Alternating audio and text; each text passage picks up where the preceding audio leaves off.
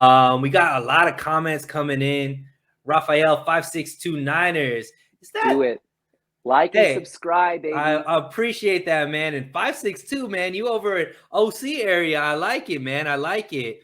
So there was a question that came in, and usually we don't switch topics with questions this early, but I thought it was kind of cool. I know I didn't put it out there, but 49ers throwback. Sunil asked Nick if he thinks Sean McVay is ahead of Kyle Shanahan's career as far as winning or the better head coach since Sean McVay won a ring.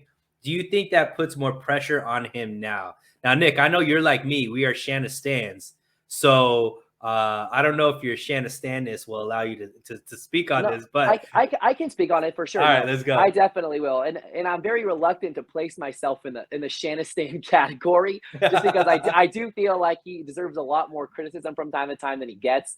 But the way that I see it, just look at the differences in their careers and the situations that they entered. Sean McVay had a very stacked team, inherited a very stacked team, whereas the 49ers roster, when they both took over in 2017, McVay took over 2017, Shanahan took over 2017, they had a completely gut the 49ers roster. Just look at the 2016 team.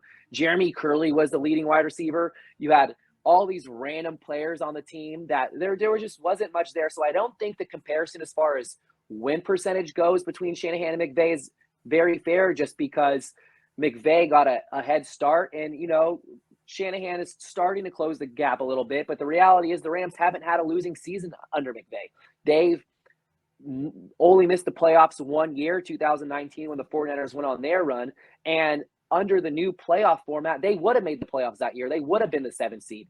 So then it comes down to the question of McVay has the ring, Shanahan does not. And that does mean something. But also Shanahan and Lynch, the way that they've played their hand, they've been very by the book, I guess you can say, very cautious and mindful with the moves they make. Whereas Les Snead and Sean McVay, they've always been go-getters. Let's make our team better now.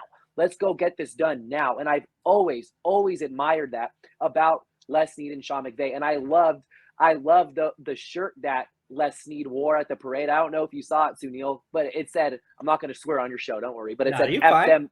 It said F them picks. Because he's like, screw the draft picks. And I love acquiring proven talent. Everybody gets their head wrapped around the salary cap. Oh, but the 49ers cap hit in 2024 is going to be $15 million. I don't give a about the 49ers cap hit in 2 years. Just like, do you think the Rams care what their cap hit's going to be like next year or the year after, as they're out on float celebrating, taking shots in 1942, their small fan base that was at the parade getting all crazy?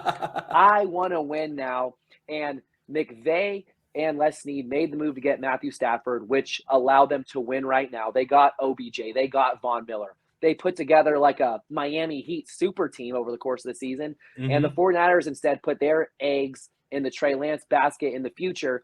And, my biggest L last offseason, and I'm more than happy to explain this to everybody, I did not think Matthew Stafford was a big enough upgrade over Jimmy Garoppolo to give up what the Rams gave up. And that was a huge L. Huge L. Mm-hmm. I mean, that take could not be any further from the truth, because look where Stafford is right now. Look where Garoppolo is at. Look how the NFC Championship went down.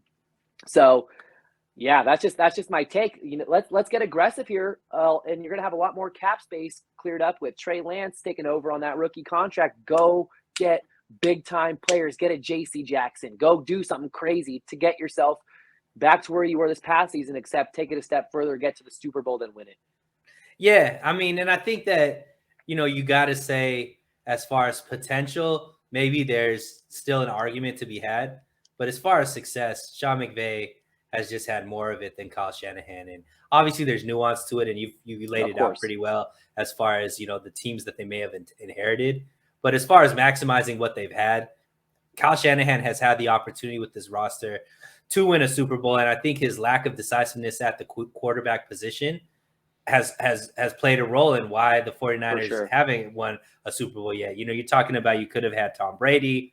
You're talking about, you could have easily, when Jimmy Garoppolo has gotten injured so many times, gone in and went harder after a quality backup player, or drafted, a younger guy earlier in his tenure. Those are the type of things that I don't think McVay allowed to happen. He always made sure that the reason why he wasn't losing wasn't because of injuries or because they didn't have enough talent on the field.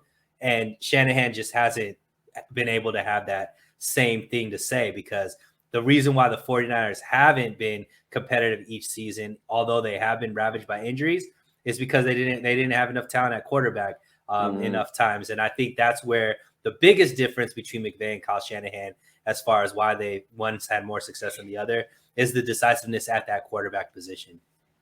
Totally.